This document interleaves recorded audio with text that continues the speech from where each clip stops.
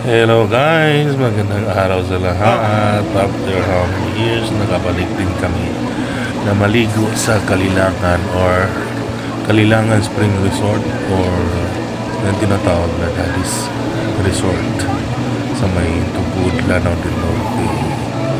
At ang laki ng pinagbago kasi may mga nadagdag na mga pool lalo na sa mga kids. Nag-enjoy ang mga batibot kasi ang sarap mag-swimming, ang lamig.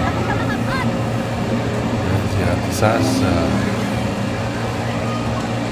Kuya JP, si Casey, Kuya Shakari, sino ba yung nandun sa dulo, si Kabila, si Kuya Taiwan. So guys, nag-increase na rin yung nag-increase na rin yung bayan mula dati sa 50 ngayon 100 na, pero sulit naman. Tapos 300 lang ang cottage na iba na maliliit, meron din namang 500 na cottage.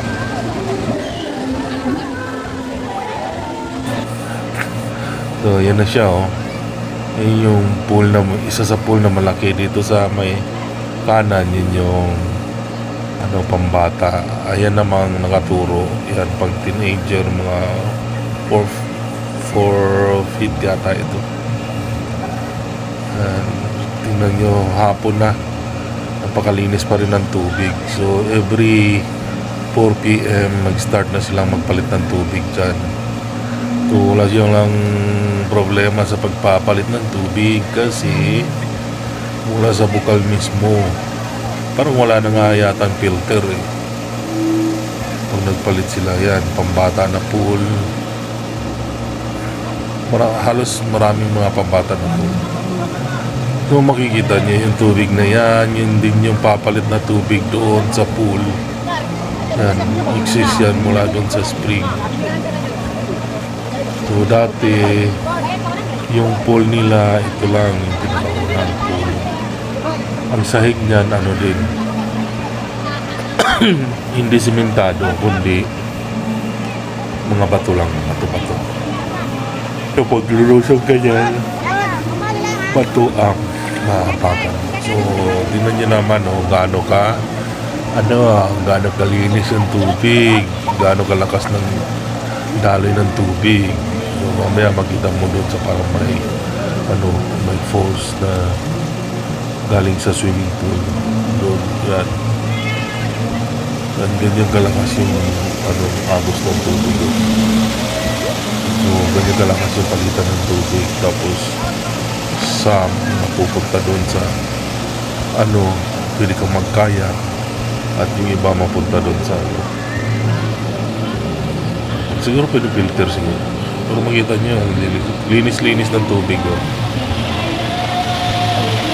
yan, yung bago yan. Wala yan dati nung maligo kami dito. Yan. So ito, mga cottage yan sa gilid. So yung paa mo mababasa talaga kasi hanggang dyan tumatagos yung maapaw yung tubig. So habang nandiyan ka sa cottage, nababasa yung paa mo ng tubig. Yan, napakalinaw.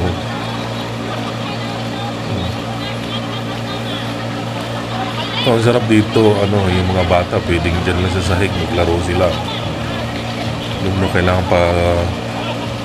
papuntahin doon sa pool. Yan, para sa mga matatanda na gusto pa chill lang. Yan yung ito yung pinaka source ng unang pool na kung saan dumalo yung spring. Makalakas ng tubig. Doon naman galing yung spring, yung malapit sa slide ng blue na yun. Yan lang yung tubig. So kung may mga kiddos ka, mga junakis ka na gusto maglaro sa tubig.